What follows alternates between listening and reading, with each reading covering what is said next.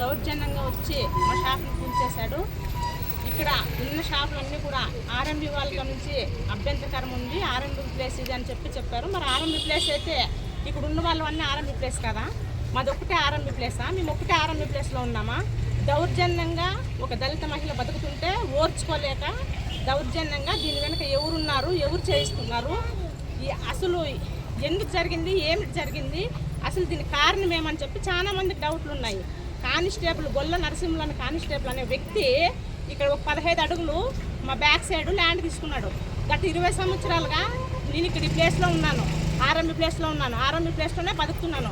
నా వెనుక back side ఒక 15 అడుగులు అతను కబ్జా చేసి ప్లేసు, అతను డబ్బులు కట్టలేదు, ఏం కట్టలేదు, ఓనర్లకి ఫేక్ డాక్యుమెంట్ చేయించుకొని పేకు, అతను కమిషనర్ పేకు, నరసింహులు పేకు, వాళ్ళిద్దరు పేక్ అయ్యి గొల్ల నరసింహులు అనే వ్యక్తి కమిషనర్కి డబ్బులు ఇచ్చి దాదాపు 20-25 లక్షల దాకా డబ్బులు ఇచ్చి ఈరోజు కమిషనర్ తర్వాత కానిస్టేబుల్ వీళ్ళిద్దరూ కలిసి కక్షపూరితంగా మా షాప్ని ఒకటే పగలగొట్టినారు.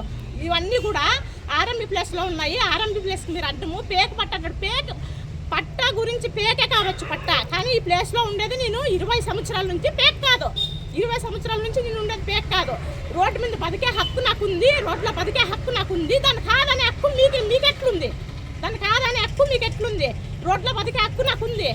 నువ్వు సుప్రీంకోర్టు గైడ్లైన్స్ గురించి నిన్న మాట్లాడినారు కమిషనర్ గారు, మీరు మాట్లాడినారు కదా నిన్న సుప్రీంకోర్టు గైడ్లైన్స్ గురించి.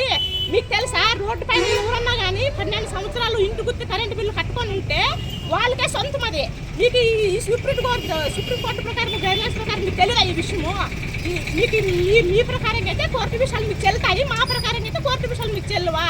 కోర్టులో ఉంది. ఈ విషయాన్ని ఎట్టి పరిస్థితుల్లోనూ మీరు జోక్యం చేసుకోవద్దని మేము ప్రాధాన్యపడినా మీరు నోటీసులు ఇచ్చినాము, వాళ్ళు ఎటువంటి రెస్పాండ్ కాలేదని చెప్పి మీరు ఈరోజు మాట్లాడుతున్నారు వీళ్ళు ప్రెస్ మీట్ పెట్టి ప్రెస్లో. మరి ఈరోజు మీరు మాకు నోటీసులు పంపించిన వెంటనే మేము ఆర్డీఓ గారి దగ్గరికి వెళ్ళాము. ఆర్డీఓ గారు ఆ స్థలం విషయం ఏమైందో కనుక్కోండి మేము మీకు ఇక్కడ పంపించారు. 9 నెలలు అయింది ఈ ప్లేస్కి మీరు వచ్చి, 9 నెలల కింద మీరు వచ్చి ఈ ప్లేస్కి మీరంతా కూడా పరిశీలించారు. సార్ ఇది కోర్టులో ఉందని చెప్పి మీకు పేపర్లోనే మేము సబ్మిట్ చేస్తాము. మీరు మాట్లాడిన వీడియో కూడా మా దగ్గర ఉంది, వీడియో చూపి మీరు మాట్లాడిన వీడియో కూడా మా దగ్గర ఉంది. ఇక్కడ ఈ ప్లేస్కి వచ్చి మీరు ఎటువంటి రెస్పాండ్ కాలేదని మీరు ఎందుకు మాట్లాడుతున్నారు? ఆర్ఎంబి వాళ్ళతో నుంచి మాకు అభ్యంతరం ఉంటే ఆర్ఎంబి వాళ్ళతో నుంచి అభ్యంతరం ఉంటే మీకు కళ్ళు కలిపిలేదా? మీ కళ్ళు ఏమైనా దొబ్బినాయా? లేకపోతే మీరేమన్నా గుడ్డోడా?